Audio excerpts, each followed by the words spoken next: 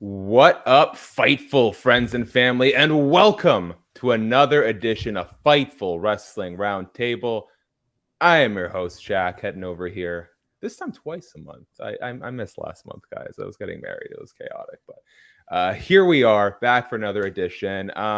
So much to get into, some thrilling news, some disappointing news, some very sad news, but there's no one else I'd rather go through the full breadth of my emotions, even as a recently married man, than the three gentlemen I have with me today. First, Connor Casey making the trek over from ComicBook, Andreas Hale with his nifty SiriusXM microphone, and Emilio Sparks, who, doesn't give the impression that he's going to show up, but he always does. How are you guys doing today? Good, man. Good. I apologize for being the worst person ever. No, man. Far from it. Far from it. In this industry, far from it. Other places we can have that conversation.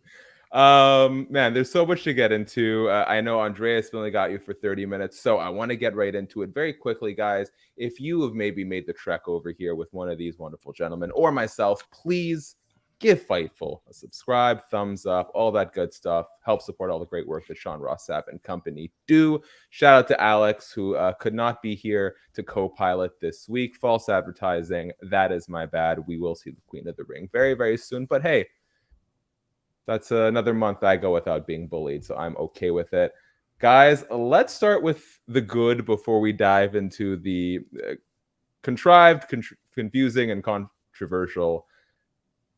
I know everyone's talking about CM Punk and Jack Perry, but I know the pro wrestlers, and I think some of us would not like for that to overshadow what we just saw this past weekend. AEW All In, Wembley, 80,000 plus. Man, you know what really put it into perspective for me, the scale of this thing?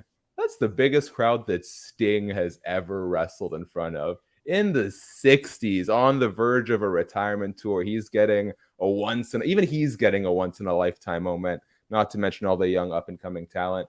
I guess where I'd like to start, give me your overall impressions, highs, lows. What do you think AEW really knocked it out of the park with here, and where do you think they maybe could make an amendment heading into next year's All In?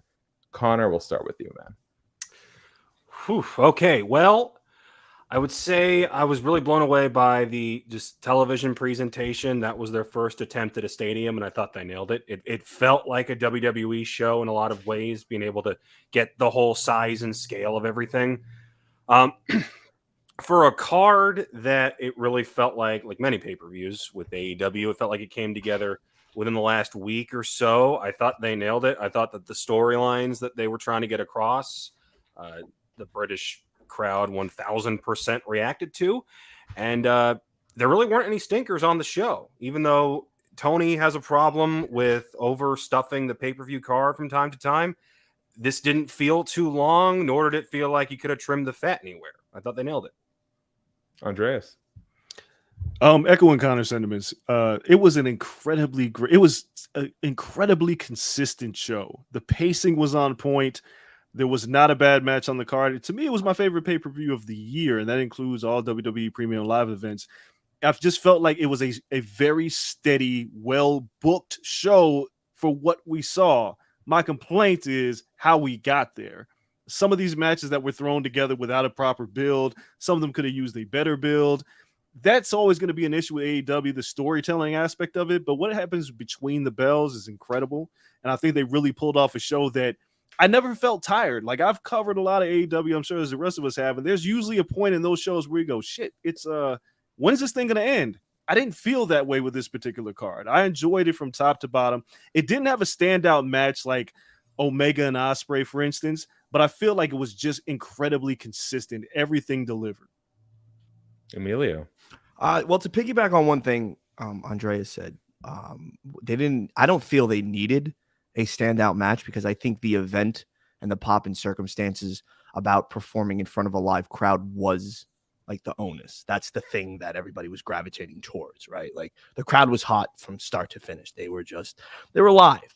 And to me, I think that's the important thing. And then that gets the performer's brain going, okay, they're hot for everything. I got to go balls to the wall. So this is what I'm going to do. I agree with Connor and Andreas in the fact that it didn't feel long, where it's like sometimes you could fall asleep during like pay-per-views because then you wake up and the matches are still going on. You're like, damn, okay, I took a little snooze. But I think in terms of this one, it was so like the action just kept on coming. Like you look at that, like the first 4 matches off rip, not even 0 hour. Like you look at the first 4 matches, banger, banger, banger, like they just kept on going. And I think that's a testament to Tony Khan knowing the fan base for that particular event, knowing that, okay, let's go full throttle real quick and just start hot because this is what they want. It's a market that very rarely gets professional wrestling. I mean, they had one premium live event this year in Money in the Bank, and then they had this.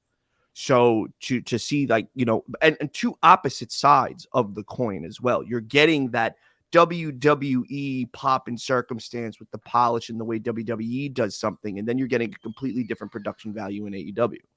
And one of the things that I was so blown away by, the crowd looked like it was AI at certain points because they would do the drone shots and the crane shots would go around the ring and they would pull all the way back and you would see like the trellis. And I was in my car because I was coming back from New England, so I'm watching this, and on my phone it didn't look real. And then I went back and I watched the pay-per-view when I got home, and the same sentiment was there. It just there's so many bodies there. I've been to the Dallas WrestleMania.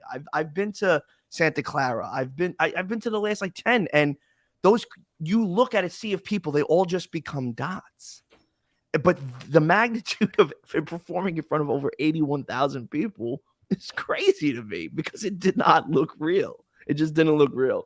I think what did miss, I think Chris Statlander should have been on the card.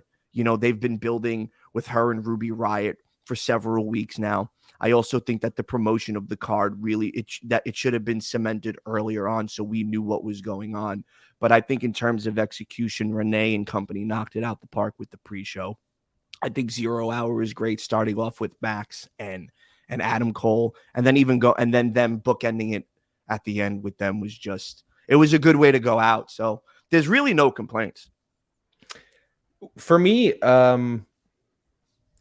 Andreas, I think, mentioned something that did kind of stick out to me, and it stuck out to me because some of the good that came out of the card, right? You mentioned, Andreas, how, and it was a big sort of storyline heading into it, the lack of build or the build coming together too late into this event.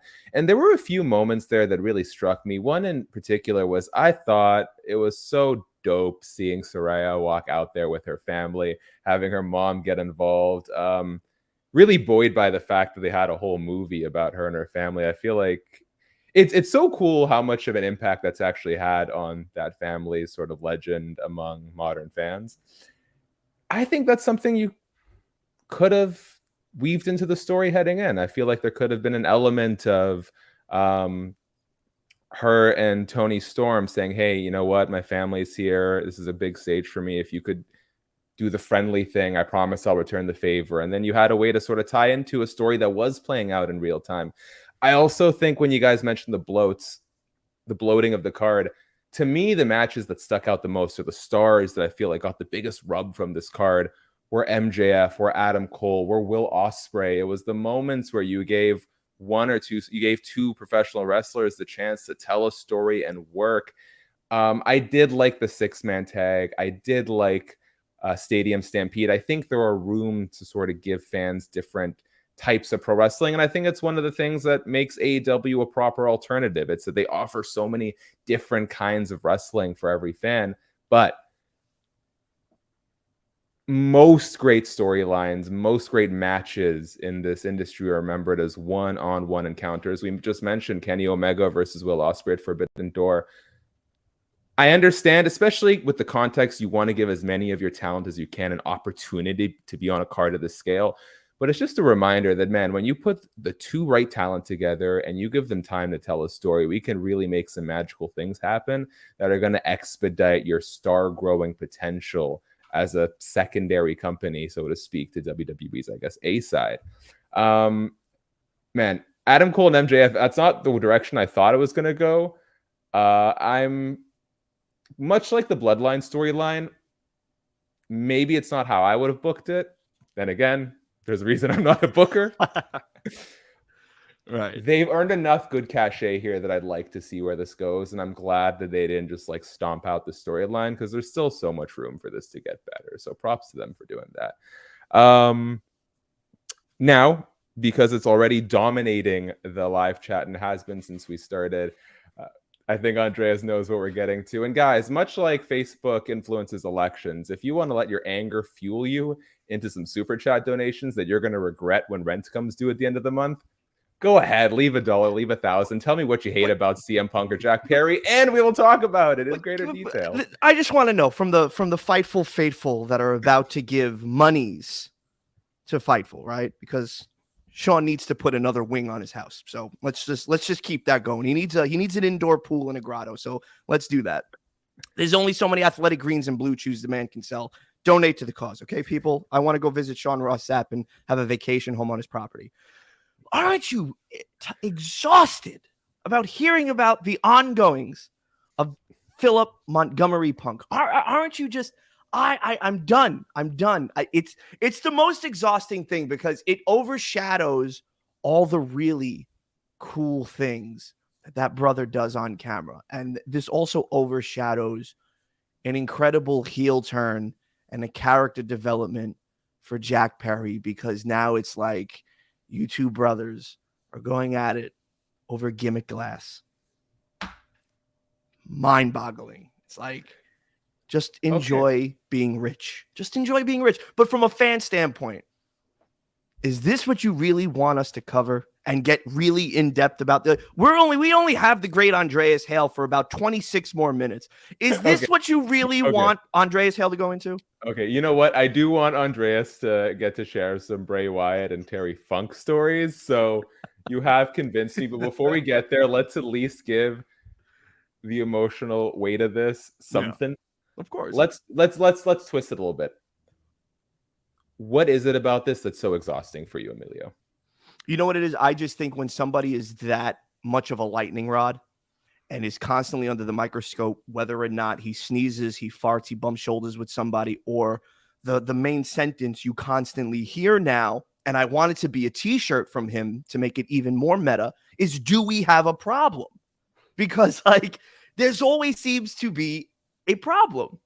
Now, if you want to keep it real and you want to be G's and you want to slug it out, go outside and go slug it out. Or you talk like dudes and say, hey, listen, whatever the case may be, whether or not it's about gimmick glass, just go out there. Hey, kid, listen, take it from somebody that put his body on the line and would do some really ridiculous things before he got to the WWE. It takes a wreck on your body. Trust me when I tell you, you don't need to do this. That's it. And then you have the young hotshot, the 20-something kid who has a chip on his shoulder, wants to prove that this is where he belongs and what he wants to do. So they're gonna bump heads. But then there needs to be a peer mediator to come in and say, hey, listen, this needs to stop, you know? But again, what fuels it now more than anything else is Twitter. And it's just fans in the echo chamber clicking away on their phones and just giving their opinion. And it just keeps on snowballing from there until it's just this huge blizzard. And I just shut my phone off and I go, okay, I'm done. I can't read about conspiracy theory literature anymore. I'm out. And that's the exhausting part. It's the fact that, you know, some folks in that company still continue to do stuff. And that's the only thing that we can cover because it takes away from what they did in Wembley Stadium. What really frustrates me about this, and it reminds me so clearly of a point I argued the last time this happened, was I totally understand that AEW has sort of an internet fan base, hardcore audience to sort of cater to at times, and I like that they break the fourth wall and they take things to social media or mix in a little bit of what's happening backstage. And, you know, professional wrestling has always done that. We are starting to put in some more rule sets about what gets approved and doesn't. If you're going to break the fourth wall, just run it by a producer. And it's so silly to me because CM Punk said things about Hangman Adam Page like a week ago, right? just run it by someone. Have some sort of human HR, PR person involved to just clear. Hey, I'm going to say this. Is that going to be cool? Can you run it by them? Or get together. Hey, man, hey, Eddie Kingston, I'm going to call you fat on TV. Is that a problem? Like, just run these things by someone. It doesn't have to strip you of your creative freedom. It doesn't have to become a word for word verbatim script like you see in WWE at times. Just have the common sense to acknowledge that you're working here. For as individualistic as this career path is, it is a group effort. So just take the time to work like a teammate and run things by people. Because at the end of the day, do I think it was an egregious thing that was said on camera? Oh, this is real glass? No. Would it have been so hard to just check with someone that it's cool? It's not gonna, hey, I'm gonna say this. I think it'll pop people online. I think it'll build to something. I don't know. This could have been so easily addressed before, and it wasn't, and it's all so silly. Andreas, who is more mature, your daughter that you have to pick up after school, or dude, my daughter? And here's why. It's because she's going to tell me what the issue is and not tell the world, right? When this Jack Perry thing surfaced, it felt so unsolicited. Like, where did this come from? Punk has been embroiled in rivalries with the Elite and Hangman, and we knew that was there. Then this Jack Perry thing came out, and everybody was like, where did that come from?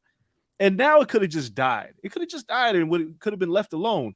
But for whatever reason, Jack Perry on 0 Hour, knowing that Punk is kicking off the show with Samoa Joe, this is what you got to say. And you expect Punk to not respond. It's just extremely messy.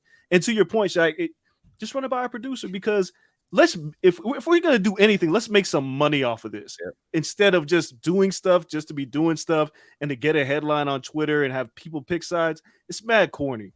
Just say, hey, you know what? We can make some money doing this because now there's a feud here that we can build upon. They didn't do that. You got to capitalize on that. Well, and now you have allegedly CM Punk suspended the week of 3 shows in his hometown, including a pay-per-view. It's can't you wait to suspend this man? You know how pissed off Chicago's about to be with Punk not being there? For 3 straight shows, you're going to get nothing but CM Punk chants. Come on, man. You're about to get the show hijacked. Nonsense. Your man Punk had one hell of a 45 minutes in the entire scope of that pay-per-view, right? So it was a great match. Like, let's just break it down real quick, right? Whatever happens, him and Jungle Jack, maybe there's some words, maybe there's some fisticuffs, there's some sort of scuttlebutt. So he handles that. He comes out unbothered, unscathed. Your man walks out, wrestles a banger with Joe for almost 35, waves to the crowd, comes out. Trans kids, make sure that that's addressed because that's one of the stances that he's on. So, I thought that was an incredibly cool moment. And then he walks back and he's out the door. That's one hell of a 45 minutes in front of 81,000 people. Like, how do you not just, like, it was everything from a fight to a match to what could be his swan song, because at the end he's waving and saluting. And then, he pushes something that he cares about so poignantly, and it was done with like class and taste, and then boop, out the door. And what a 45 minutes. It boggles my mind. Like, it's crazy. As much as I want to force the hand on these super chats, I got to give Oscar in the live chat some credit for pointing out that Matt Hardy and Edge were able to work through a lot more personal drama on screen than it seems like some of these guys are able to. Connor, do you want to take us home on this so we can get Andreas? So this whole thing sucks for 3 reasons. Number one, we are not even 72 hours removed from a company that is not 5 years old outselling every WCW, NWA, AWA, one-day WWE WrestleMania event in history. They should be dancing in the streets over that fact, and wrestling fans should still be celebrating all of that. But this has sucked all the oxygen out of the room in order to talk about that. Second reason, none of this is translating to something on television. Like Andreas said, Punk's been back since June. Everyone in the world is waiting for him to get in the ring with Kenny Omega. At least Kenny, because he seems to be the only one from that whole mess from last year that is willing to talk to the guy. We want to see the match. We haven't seen the match. He's walking around with a AEW world title with a big old X spray painted through it. And it just seems to be the thing that everyone is just too polite to kind of bring up to Max. I was screaming at the YouTube feed last night. Will someone please ask your world champion how he feels about another guy walking around also holding what he claims to be a world championship? But no. And number 3, I got to call out Tony Khan on this one because he went on record. And I'm not quite sure if it was a one-on-one interview or if it was one of those press conferences, but he openly admitted that he could have nipped the entire CM Punk, Hangman, Colt Cabana situation in the bud last year if he had just gone on record and said what was real and squashed all the rumors and the whole brawl out thing from last year. I'm not saying that there weren't other backstage issues that might have led to that, but at least that night could have been avoided. Tony took blame for that. He said, I could have stopped this. He didn't learn his lesson because it's happening again. All of this could be done with, and we wouldn't have the last 48 hours of all this conjecture and these Alvarez reports and Sean Ross Sapp coming out and setting the record straight and Sports Illustrated coming out and setting the record straight. If Tony would just say anything, and he won't, and that's frustrating. Well, do you feel as a booker and an owner of a company that he really shouldn't come out and address those things, that you have people in place to do those in press releases to do certain things? You're not going to see Hal Steinbrenner come out, and even though the Yankees have been playing like hot garbage, he's not going to come out and say, "Oh, it's because of Cashman," or it's because of Altuve, or reasons. One, Steinbrenner doesn't tweet in the 6th inning, "Wow, that was a great strike from somebody." Tony does that every week. Yeah. Number 2, there is nobody from AEW PR saying anything. I know, I've tried. And number 3, like we just mentioned, you're about to have 3 shows in Chicago, Punk's hometown, a town that is still very pro-Punk, if that recent episode of Collision is to be believed. You're about to have 3 shows with a big old elephant in the room, and you don't seem that interested in addressing it. That's not gonna go. Well, he did say in the presser though that right now I can't comment on this. Never said we a name. are. No, he never said a name, but he said at the beginning of the presser, so that way he can avoid all those questions. Because again, it takes away from the performers of the night instead of that being the big thing. He did say it's under investigation and we'll know more soon. So maybe up top from Warner Discovery, maybe they don't say anything because you have to figure it out. So it's a tough position to be in across the board. It is a sticky situation, but it's one that they've put themselves in by saying, "Hey, I got an idea. Let's run the biggest show ever and then run another pay-per-view in 7 days." Yeah. It doesn't have a main event yet. Guys, do not have a main. I can't even keep up with the cycle anymore. Hey, Connor, I know you've been a man of 3s today. We got to get Andreas out of here in about 3 minutes. So shout out to Rico and the squad. Andreas, I'll let you take your pick and we'll see how much time you got. Bray Wyatt or Terry Funk to start. Obviously, both men tragically passed away. The news comes out a day apart. The Bray Wyatt one naturally hit people a lot harder, just 36. Reports said he was, making a lot of progress towards a comeback. Anything that really sticks out to you in the career of either Terry Funk or Bray Wyatt? I'll start with Terry real quick, because Terry was the wrestler that made me think that wrestling was real. As a kid growing up, I used to watch wrestling, and I saw Terry Funk, his feud with Ric Flair, and I was like, that dude's a maniac. He didn't look like a muscle-bound human being. He just carried a branding iron, wore a cowboy hat, and whooped some ass. I believed in Terry Funk. He was the first wrestler that I was legitimately like if I crossed paths with him, he might kick my ass. So the Funkster is the innovator in so many ways of the iterations of ECW, hardcore matches, and so on and so forth. But he lived a great life. Wyndham Rotunda didn't get that opportunity. We didn't get to see the conclusion of Wyndham Rotunda, one of the greatest, most creative minds in pro wrestling. From all accounts, from everybody that I've ever talked to that's interacted with him, he was a great person who had a kind heart. But his creative mind is the one thing that stuck with me is as many times as I feel like Vince blew it with Bray Wyatt, those iterations of The Fiend, the Wyatt family were incredible. And I'll never forget The Fiend walking out at SummerSlam for the first time. And I don't really get chills watching wrestling, but I was like, yo, that coming from that mind It's incredible. We lost a great one, and I feel so bad. I know we talk about pro wrestling, but I think about JoJo. I think about the kids. I think about the friends more than anything else. I think about all the people that were affected with this passing, and a tribute show will never hit hard enough to affect the people that were closest to him. It's really, really a sad day for Wyndham Rotunda passing. And like I said, at least Terry Funk, we got to see it come full circle. I don't think we got to see the best of Wyndham Rotunda at all. Emilio, I'll just open the floor on this one. You know, the main thing that I remember about Wyndham Rotunda was the fact that he could reinvent himself in unique ways each time. You know, I think you start off back in 2009 in arguably one of the most slept on trios in regards to execution and what could have been in regards to the late great Brody Lee and Eric Rowan. But when those debut vignettes, I remember Brody telling a story to me where he and his wife and kid are home watching Raw, and the promos, the Wyatt family's coming next week. That's how he found out that they were going to be on TV next week. And little Brody looked at like the promo scene, dad, and then pointed to the screen, and it was crazy to me with that. I didn't know the man really personally. Him and I had a couple of really cool adventures just outside of professional wrestling, and he was a complete gentleman with that soft voice of his. My heart goes out to his wife, his children.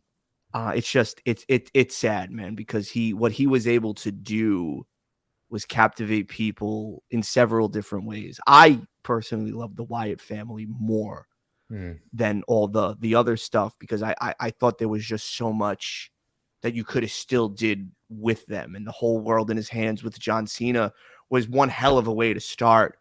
But the Firefly Funhouse stuff, when it was just him in the sweater, to me is his magnum opus. I know a lot of individuals like the Fiend stuff for the darkness, but I think that character that bobs and weaves in between, insane and normal to whatever that definition of normal is. And, he's like, hi guys, I'm like Steve from Blue's Clues. Oh, but then I'm going to beat you up and I'm going to hurt you real bad. And the way he would do it in a way that a child could process that, but meanwhile, he's talking to neckbeardy dudes like all of us right now, like really resonate. Well, Shaq's clean because he just had a wedding, maybe. I don't know. Shaq, can you grow a beard? No, I can grow the neck beard, to your point. All right. Well, welcome to the club then, Pop. But it's one of those things that I think symbolizes how good a performer is, right? Like we all think about when we talk about professional wrestling, specifically in regards to like an AEW, you're talking more about like matches and work rate and those moments in the ring. But when you talk about a WWE or specifically a Bray Wyatt, you're talking more about moments in a performer's career and what they could do with the microphone. And, the promos that he had when he returned, when the lights were low and everybody put their flashlights on. That's a moment, man. Even I remember I took my brother to, I think it was like a SmackDown or a Raw. And it was the first time he was seeing the Wyatt family live. And the first like opening chords come out, the lights go down, everybody brought up their phones, and he's just looking around and he's like, dude, this is incredible. He goes, this is power. And this is a level of over that not a lot of individuals in their careers get.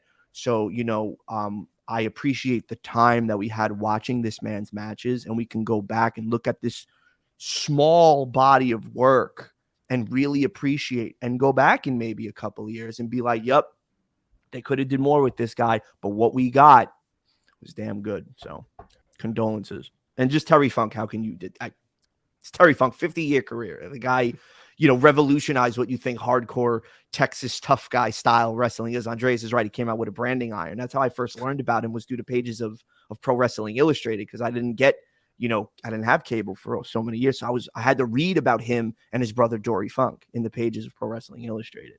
And even that, the way they wrote about him, he sounded scary. He was just scary. So RIP to two guys, man. Legends. Andreas, I know we got to let you go. I want to thank you for your time today, and also, no one else could. Emilio has the gift of the gab. But man, are you able to pack so much power into so few words. So thank you for sharing your thoughts about Bray Wyatt and Terry Funk. Anything you want to let the people know on your way out, man? The floor is yours.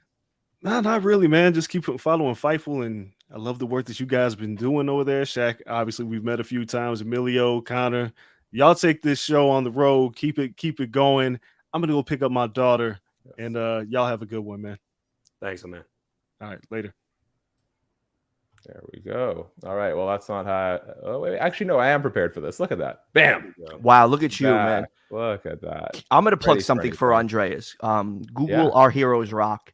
It's a very, very cool project that Andreas has been working on. So, go check that out. And they got some really cool stuff on the way. A really cool film. So I've seen bits and pieces of it. It's going to knock you on your socks, kids. So go support. Connor, you're up, man. Anything you want to say about Bray, about Terry? For sure. I'll start with Terry simply because I'll show my age here. I didn't start watching wrestling with any frequency until 2004. And while he was still very much wrestling, the bulk of his career was already over. Everything I've watched in the weeks since his passing, though, purely magnetic. And it makes me want to go do some deep dives on tape study when it comes to him, whether it be promos or stuff in the ring. Just his promo that led up to the I Quit match between him and Flair. Chills. We're decades removed from it, but you could tell he had every bit of emotion into every word he gave. And that was a lot. 50 years, and you look at some of the people he's wrestled and the accomplishments he had, it's unmatched. As far as Bray goes, I kind of divide it into the man, Wyndham Rotunda, and the wrestler we saw on screen with Bray. For the man, we've seen nothing but stories of just the kind, selfless person he was. He was a family man. He very clearly loved those kids, and he loved JoJo. And it's just heartbreaking to see. To see a life cut down so damn tragically short. It wasn't fair. And I remember when the Triple H tweet dropped, I was praying that he had been hacked and that this was just a prank, because I didn't want to believe it. But all the tributes we've seen over the past few days have been just something special. As far as the wrestler, I have often labeled Bray as somewhat of a cautionary tale in that he didn't just grab the proverbial brass ring, he utterly dominated it and reshaped it into his own image. The problem he often faced was that he would create these entire worlds, these completely unique characters, and he'd say, "This is my creation." And then he would hand it to people that didn't create it. And then they had to figure out how to use it. And that's how you get things like him and Randy Orton fighting in an old crack house in middle of nowhere, Missouri. It's how you get a lot of the stumbles he had with the Wyatt family, the stumbles he had as a solo wrestler, the stumbles that honestly that they had with The Fiend and the Firefly Funhouse. I was there covering live when the Seth Rollins Hell in a Cell match happened. I still don't know how you messed that up, but you did. And that wasn't on Bray. That was on the people that were the shot callers. I think sometimes when there's too much depth in a thing, and you don't have, I don't know, maybe enough time to stretch it out because of the way they book it. It's a complicated, divisive character. And it's tough. And I agree with you. They fumbled the hell in the cell. Wrestling in a Missouri crack house was equal parts entertaining and equal parts, shaking your head. And it's difficult when somebody comes to you with weeks or just like a binder of data for you to process. And then if they don't sit with the person to be like, okay, how can we do this? It becomes incredibly taxing, and then the message gets lost within the individual. So you are 100% right. Even when it was Randy, Brody, and Bray at WrestleMania, That was incredibly confusing. They messed it up. The lights. And they messed it up when they ran him and Randy again at Mania. Exactly. And to me, it's like he laid it out for you on a silver platter. Just trust in the ability. And that is always something that I think once you have too many cooks in the kitchen, the soup loses its flavor. It is a creative process. And it's not only the cautionary tale of, hey, kid, if you're going to be a wrestler, be creative, grab the brass ring, but don't be too creative or else you'll wind up like Bray. And that sucks. The other thing was that I, for years, believed Bray had not hit his stride. He had not found his equivalent to the tribal chief with what Roman has right now. Did he find great success with the Wyatt family? Absolutely. Did he create an entire new world with the Firefly Funhouse and the Fiend? When we do the 10 matches that define the 2020s, him and Cena in the Firefly Funhouse cinematic match is bolted to my list. It cannot leave. It's not at the top. I won't put it at the top with the actual matches, but it's somewhere in the 8 to 9 range where this defined a year. It's a defining match in Cena's career. It's a defining match in the lives of fans that lived through the Cena years. Right. It's that big. And yeah, I still to this day think there could have been so much more with him. He could have found that one creation that Vince or Hunter clicked with, and he would have run off with it. And now it becomes a what if, because, passing at 36 years old. Shaq, let me ask you about the Firefly Funhouse cinematic match. What did you feel that, and Connor, please weigh in on this as well. Was he finally starting to develop his voice there and the creative process? Because it seems like they took it where he wanted it to go. And it seems like he and Cena had a lot of input on the direction of where this was going to go. What really stands out to me about that, and it's such a interesting parallel, who do we credit for absolutely snuffing out all the fire that the Nexus had? It was John Cena and that squash at Survivor Series where he basically 1v5 the entire Nexus and they never recovered. So we're seeing wiser, kind of more general John Cena. No active wrestler carries weight in WWE the way John Cena does when he's around. I mean, to the point where when Vince McMahon was going through all of his lawsuits or allegations, whatever, him and John, he flew down to Vancouver to meet with John Cena.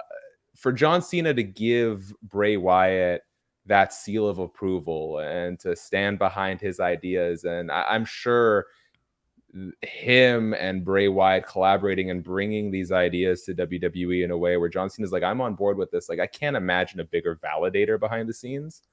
And we saw what Bray Wyatt could contribute, and we saw how far it could go and how well it could be executed when you had people with some leverage in that company say, hey, this is good, this is different, and it deserves care and attention and proper execution.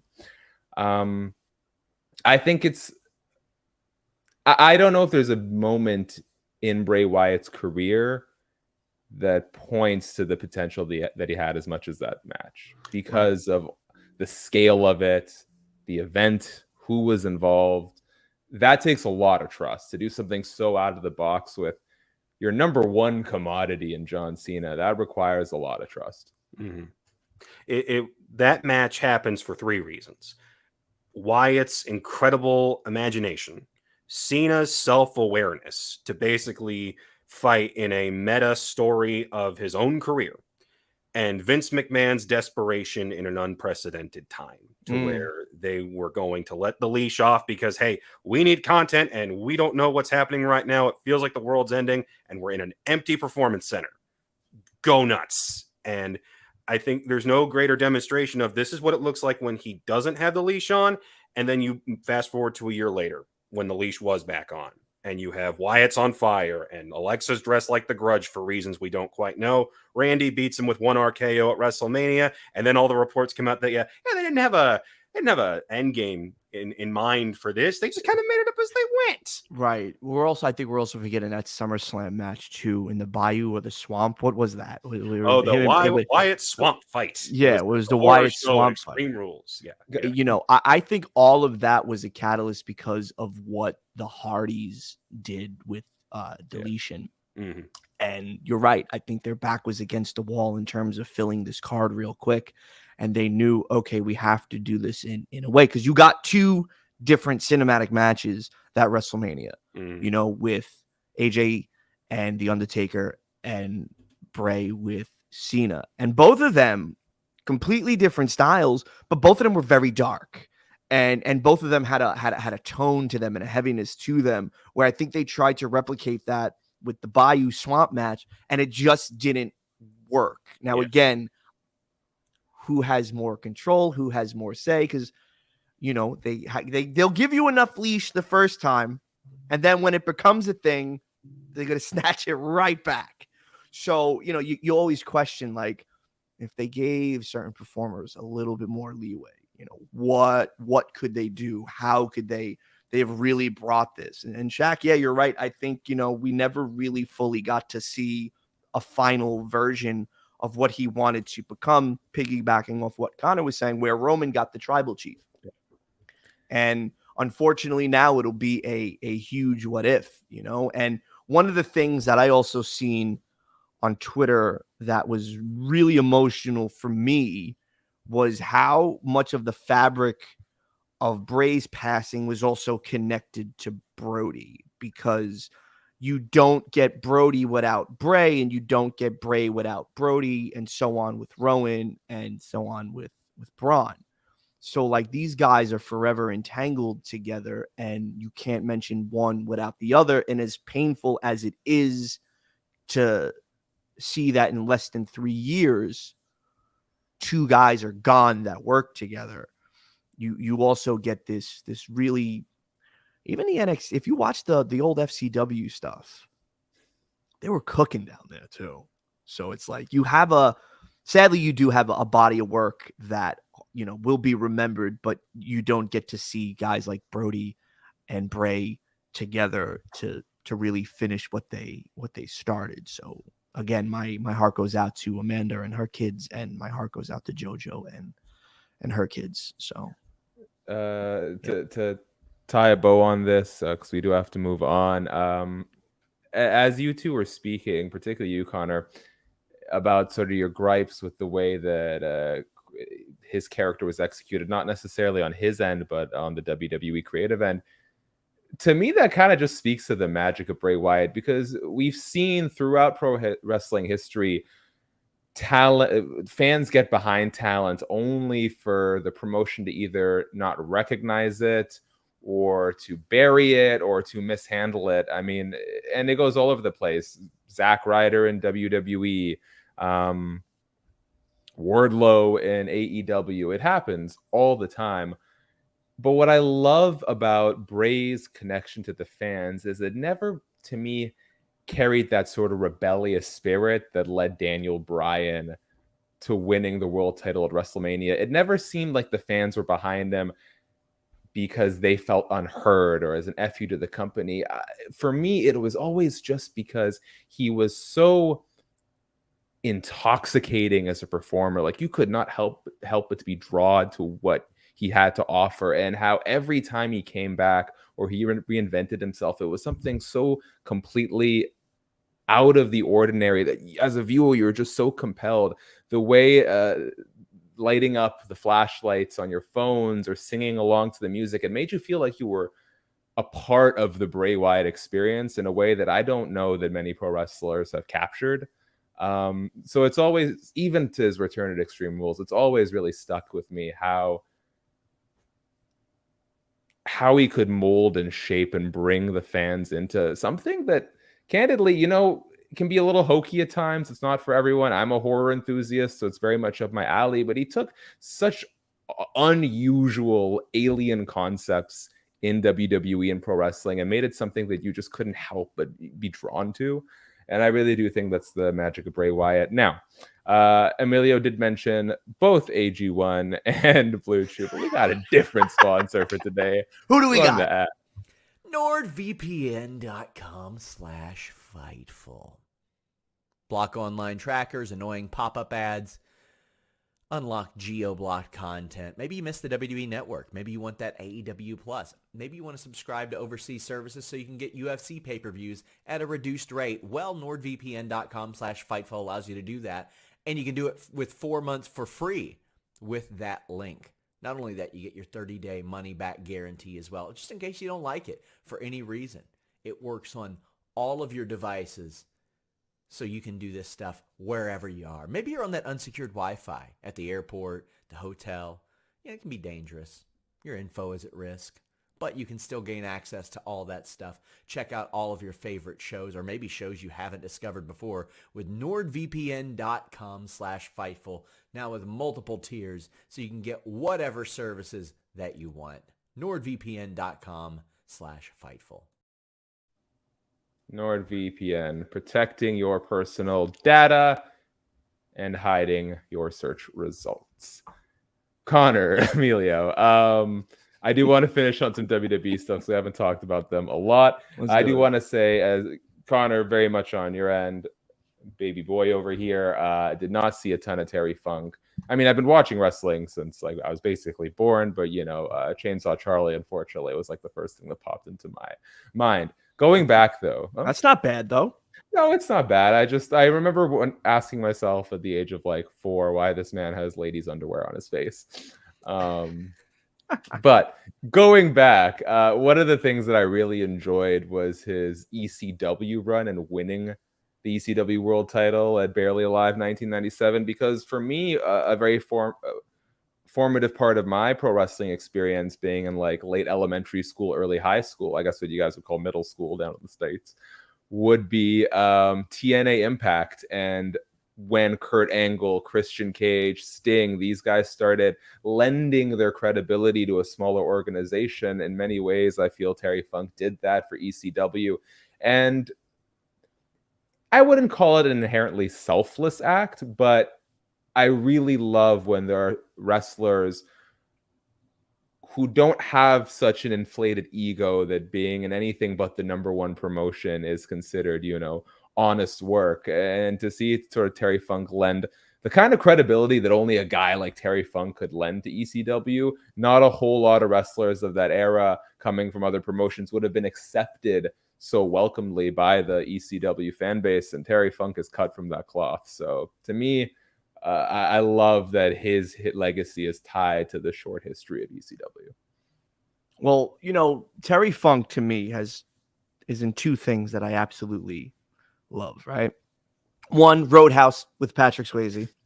Okay, I tweet about Roadhouse constantly. It's my art house film.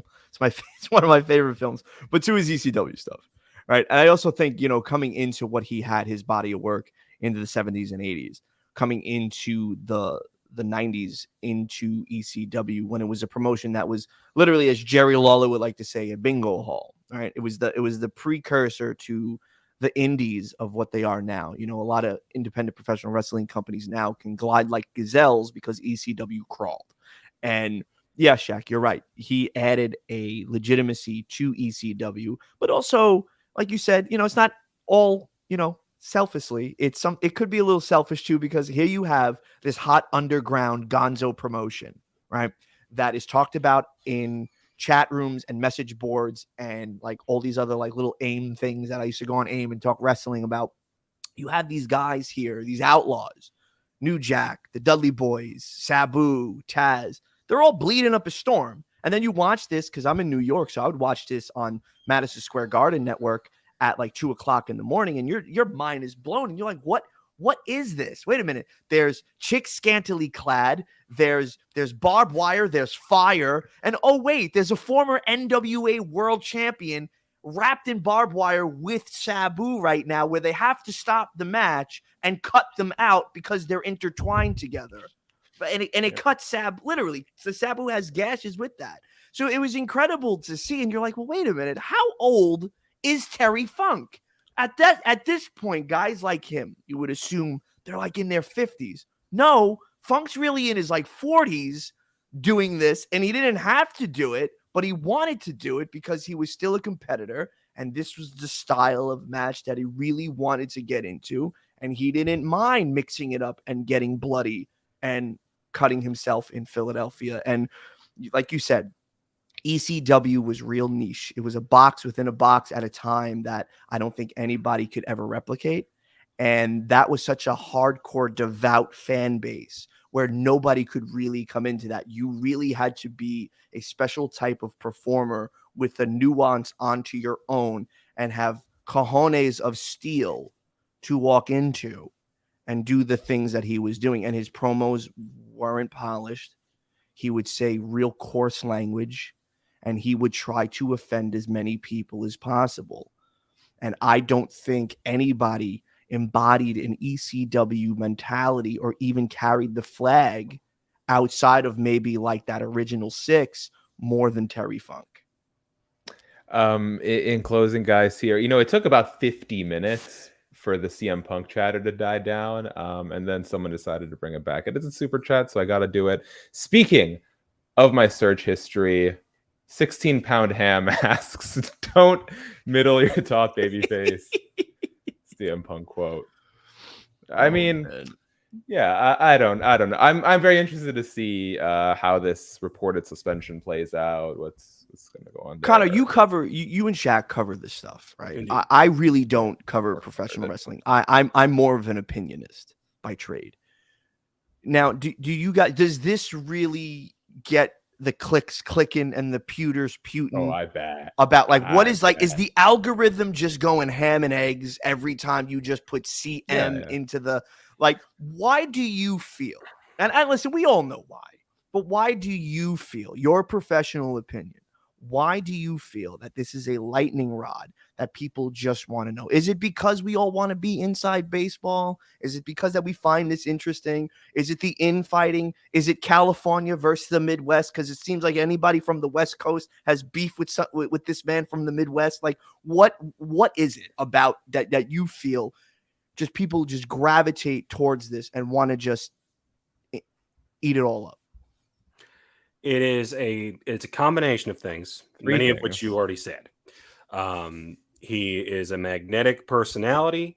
He is somebody who has been around this industry long enough to where if you've been following him since the Ring of Honor days, or if the pipe bomb was what caught your attention and got you into pro wrestling, I hear that story a lot. If it was his 434-day reign, once people gravitate to him, they never stop. So when he speaks, people pay attention. When he tweets something, people pay attention. When he takes his phone and he posts the card for the latest Cage Fury MMA fight and has a date that conflicts with Collision, people talk about that. They were doing that today. He's a magnetic personality, and he has cultivated, ironic because it's his entrance music, but he's cultivated a cult of personality where people want to hear exactly what he's saying at all times. And I think what he does kind of feeds the animal, in that how many years did we spend speculating on, is he ever coming back to pro wrestling? And then he shows up here, and I saw Reddit crunch the numbers today. I had to do it myself to verify it. Of the 730 some odd days he has been active in WWE, in AEW, he's been on the shelf for one reason or another for 49% of it, whether it's injuries or suspensions, mostly suspensions. And when he's not there, everybody's wondering, when's he coming back? What's taking so long? What's he going to do when he comes back? What's he going to say when he comes back? And that speculation is just this never-ending machine of people are speculating. People want to talk about it. People want to give their hot takes about it. People want to be proven right when he does come back and he does exactly what people said he was going to do. And then the whole thing starts again when he calls out somebody else or he tries to big time somebody else backstage. Right. So I would like to add a little bit of context to this too. Now, I can't speak specifically to CM Punk, and I'm not being a good journalist right now because I don't have the sources in front of me, but there are studies, news articles detailing that a lot of these social media websites, their algorithms push content that elicits negative emotional reactions, because what they found is users tend to engage the most with things that draw out emotions of anger or outrage or frustration. And you see it in any like YouTube comment section or Reddit subthread that you go to, right? When I was over at MMA Mania, which, candidly gets a little clickbaity with their titles, unless you guys like hardcore MMA fans, I can promise you've never heard of Houseman Fio from the PFL. I interviewed Houseman Fio before he became one of those like $1 million tournament prize winners at PFL. Yeah. And the headline I ran with was, Conor McGregor is like a prostitute, says fighter. Didn't even put poor guy's name in the headline. And when I'm telling you, that thing did like 6-figure clicks. Right. Because Conor McGregor is a big name. He's a polarizing figure, and it's a negative headline. And people want to know who's calling Conor McGregor a prostitute. It just elicits these emotions that, for one reason or another, psychologically sort of implore people to click on. So, I made the company good money that day interviewing someone who, if I wrote Houseman Fio, believes he can win the $1 million tournament, I'm telling you, 300 people would have clicked on that thing. Right. Well, I mean, listen, there's a science behind it, right? We all took journalism 101 in college. We understand what it is to muckrake, and we understand that that's the type of thing that's going to, get us clicks and attention and money, or whatever the case may be. If you do it for yourself, it's going to give you the attention. If you do it for a bigger company, it's going to give them some clicks and ad dollars. So yeah, negativity always breeds more comments, and we're all screaming into this echo chamber, trying to have our voices heard, because at the end of the day, we've all noticed that content farming is the way to move up, especially on X now, because you don't see the people that you follow and you talk to them anymore. All you're seeing is literally just bots promoting something, AI Twitter accounts, and negative stuff about professional wrestling, just always in the algo. So yeah, it's rough, man, to really sit there and try to formulate a middle of the road opinion. Dude, No, please, go ahead. So someone in the comment section was saying, like, are we as fans partly to blame for this? Our love of drama and issues. Yes, absolutely. Yes. And I'm not saying we're sitting here talking about it. I put it in the headline. I'm aware we're to blame. Everyone plays a role in it. But one of the conversations I've had with some UFC fighters privately are like, they'll say, hey, I look online and I only see you guys talk about Jake Paul or these two fighters beefing. Why can't you write more interesting stories or better headlines? And the reality is, to some degree, it's the stuff like Jake Paul that pays the bills, that makes for the opportunity for us to have the resources to produce more thoughtful, interesting, positive, long form work. But that stuff just doesn't get read. And what I tell a lot of fighters is, like, here's an example I use. I put out 2 stories on the same day. One was Jake Paul saying bad things about Nate Diaz. The other was how UFC fighter Kevin Holland wants to give back to his community like Nipsey Hussle. 300 people clicked on the Kevin Holland Nipsey Hussle thing. Hundreds of thousands clicked on the other one. And not only is that sort of indicative of like what the reader interest is, but as a consequence of the stuff that's getting shared online, the talent only sees the negative things that are being published by outlets, because that is what's being pushed to them based on likes and retweets and engagement. Like, people just don't engage with thoughtful, positive content. And it creates this perception that the media only has negative things to say. They only have it out for talent. But all the good stuff is being buried, and it's never reaching the talent, because you're just inundated with all this negative stuff that whoever's responsible for it seems to engage with. So it's just sort of an unfortunate reality. Yeah. On that lovely note, guys, it's been such a treat. Okay, well, I know we're over time, but I do want to end on a positive here, so let's do this. I did have it teed up earlier. One thing that really stuck out to me from WWE Raw this week is a lot of veterans who have kind of been cast off or mishandled over recent years are kind of getting a glow up. Chad Gable is, I think, about as popular as a single star as he's ever been. Love it. Shinsuke Nakamura. Who knew? All you had to do was let the man speak in his native tongue. Shocker, Crazy, right? Shocker. Shinsuke Nakamura is as fresh and hot and interesting as he has been in years. Ciampa just got an important win. And The Miz feels like he's in the most interesting feud he's been in possibly ever. Who do you, a little bit strong, but it's one of the better ones. We can say the last 5 years. Last 5 years. Let's do it. Who, in your opinion, from this past week's Raw or in recent weeks, do you think has gotten the biggest glow up on WWE programming, either brand? One who's hot, like LA Knight doesn't count because he's been hot for a minute. Who are the WWE's out of the folks you just named, or also do we add NXT as well? You listen, man. I'm not gonna tell you what to talk about, Emilio. You're a professional talker. Poppy, anyone who you think has been mishandled up until recently and seems to be going through a bit of a positive reinvention. Connor, why don't you start first? Because I really have to think about this because I'm going through like 36 names in my head right now. Sure. Gable and Nakamura are great picks. I'm going to go a little out of the box here because you're going to say he doesn't count, and I'm going to retort, and then you're going to be like, oh, crap, he's right. And it's Gunther. He doesn't count. This was a man. This was a man that was in a Survivor Series match and was the first one eliminated in 2019 after like 4 minutes. Now he is one of the biggest things walking on the planet right now. Dude, and he was so sick. He was such a... When you watched him on the Indies, when you watched him in Germany, when you watched him when he came here to the stateside doing shows like PWG, he was such a slam dunk.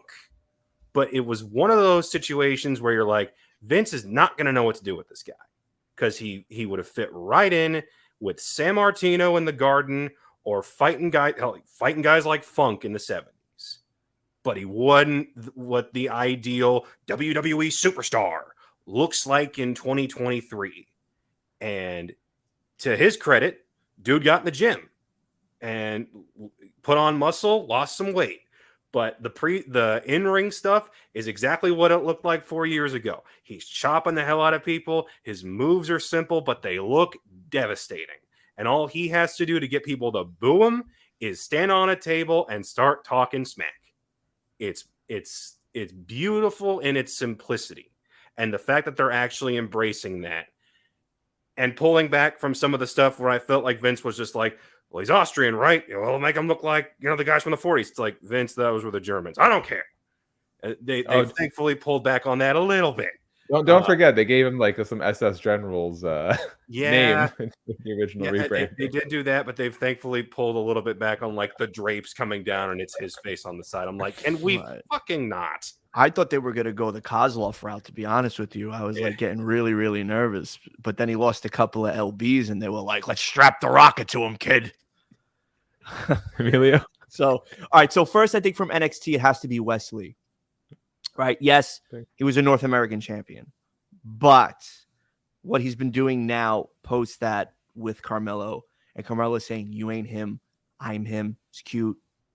Dijak and all these other guys you're trying to beat to get a shot at me in my world championship. Dijak's another great example. Dude was in freaking Retribution. Yeah, exactly. Let's talk about that too as well. So those two guys specifically, one's named T-Bar, and then the other one is literally just in tag team, just trying to find his identity with that. And now all of a sudden, both of them come back. Dijak looks like Chono from early 2000s, like New Japan Pro Wrestling, and I love that with the coat and the high top fade. I'm all with that in the glasses. He looks like Stallone and freaking Scorpio. I love it. Oh, Cobra. Marion Cobretti, bro. Marion shout out to Terry Funk, was in Over the Top as well. He played Robert Loggia's Heavy. It's an arm wrestling film from the 80s. Watch that. I like 80s movies, and so like, what can I say? Okay, so those two from NXT. I also want to give just because of how good her character development has been and her promos since she has won the NXT Women's Championship, is Tiffany Stratton. Now, I know they really have been pushing Stratton to the moon, but I also saw on social media that people weren't really believing in Tiffy time, but it was when Tiffany Stratton won the NXT Women's Championship and those promos became even more self-absorbed that she has been the NXT Women's Champion. did they get better? She had that flub where she said that Becky Lynch was an NXT Women's Champion, and then they had the following segment where she's abusing Becky Lynch and abusing Twitter, and then Becky Lynch responds, and that's why she was there this past Monday. So I think that's really good too, because I think Tiffany Stratton's going to be a really big deal.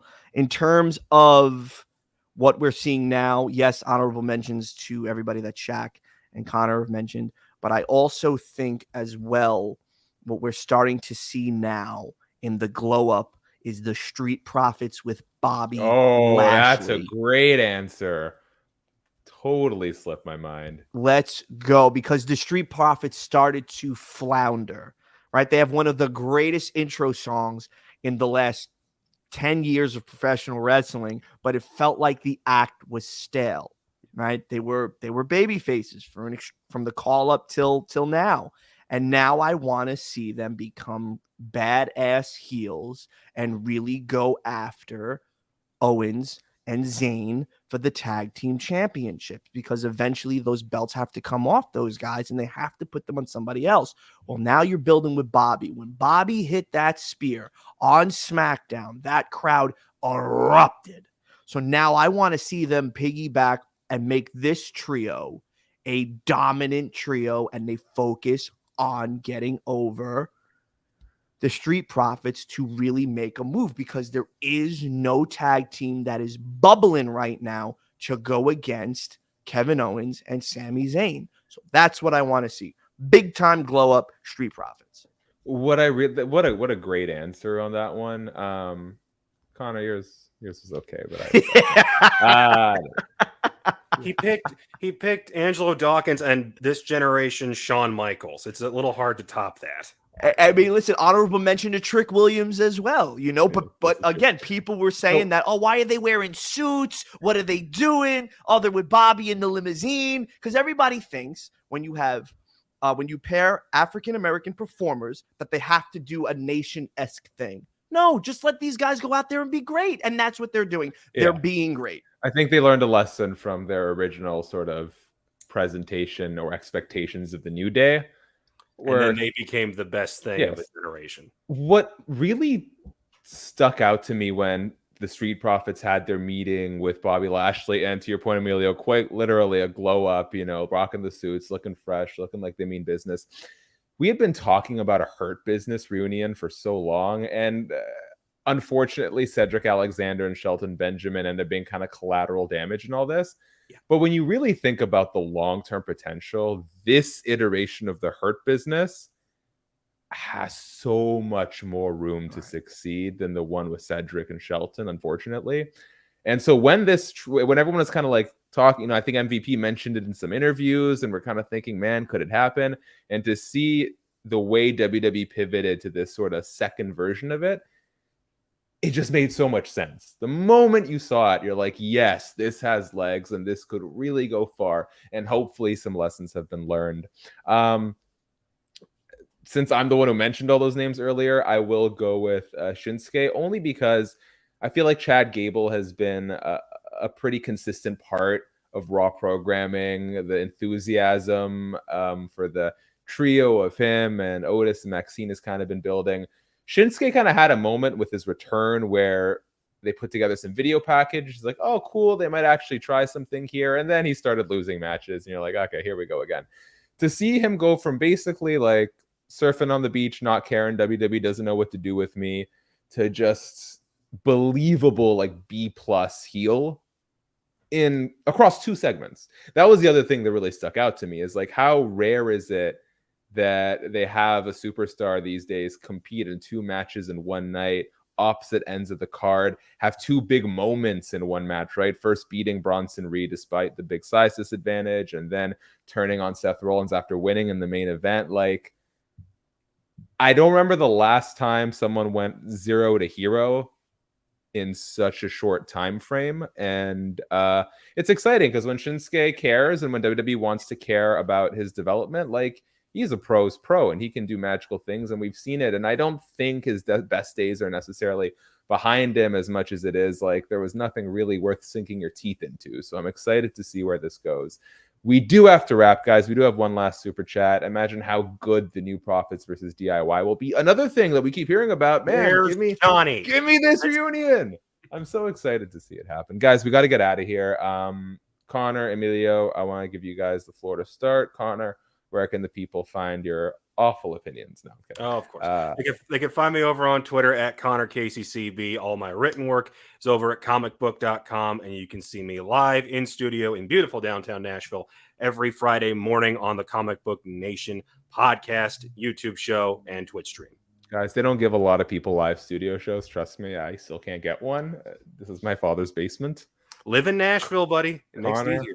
Connor's the real deal. Connor, you're great, dude. I watch on Pluto TV, man. And, thanks, man. And you knock it out the park, dude. So it was nice to finally put a face to the name, because I know we've been following each other on social media for quite some time. So it's nice to meet you, dude. For real.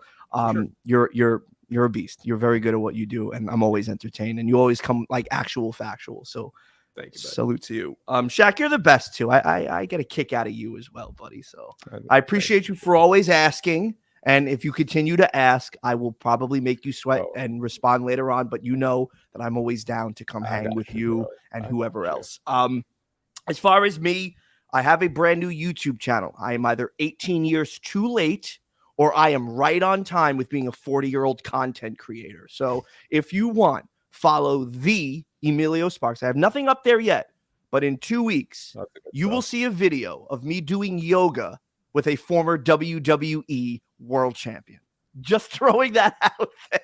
So, dude, I Chris Van Vliet's workout videos with the rest was one of my favorite things. So you've already sold me on that. Yeah, this is something different. Yes, you know, I don't know if I'm going to title it Flow Bros or something else, but what you will see is whenever I can get some of my professional wrestling friends to come to my yoga studio, we'll be doing yoga and we'll be doing some really deep conversations that don't deal with professional wrestling. It's a lot of heavier things. Is this one, speaking of heavy, is this one of those situations where the nasty fans creep their way out of the gutter to see like Rhea Ripley doing yoga and then end up with like Mark Henry? No, maybe. I mean, I would like to do something where you see like the camera cuts and you think Rhea's going to do a down dog, and then it's Mark Henry saying, "You need Jesus." So we'll figure something out. It's a lot of comedy as well, so it's something that I like. So follow the Emilio Sparks, please. I would like 200 subscribers before this video releases. But yeah, you get to see me do yoga with a former WWE world champion. So do that. You can also follow me on the Twitter machine, the Bumble, the Blue Sky, the Hive, the Threads, the whatever, because we're all on the things, just recycling content, and this is what we do now. At Emilio Sparks, EMILIOSPARKS. It's actually written on this thing, so follow me on all those things, and I will give you guys a question, and you can tweet me. Does WWE need a trios tag team championship? So I appreciate you, Shaq. I love Fightful. Big shout out to NordVPN. You know, big shout outs to Sean Ross Sapp. I appreciate everybody. Watch, if you're on this network, watch Grapsity. That's all I'm going to say about that. And my buddy Cam Hawkins also has a new show on here. So Fightful, you just keep on doing the good things and doing the good work. And I will always be here asking Sean Ross Sapp, please, sir, can I have some more? So, you know, I appreciate you guys. Thanks. Well, I'll send you a cut of the super chats. Yeah, speaking of Sean, thank you to him for letting me hop over from CBS Sports twice a month to do this roundtable.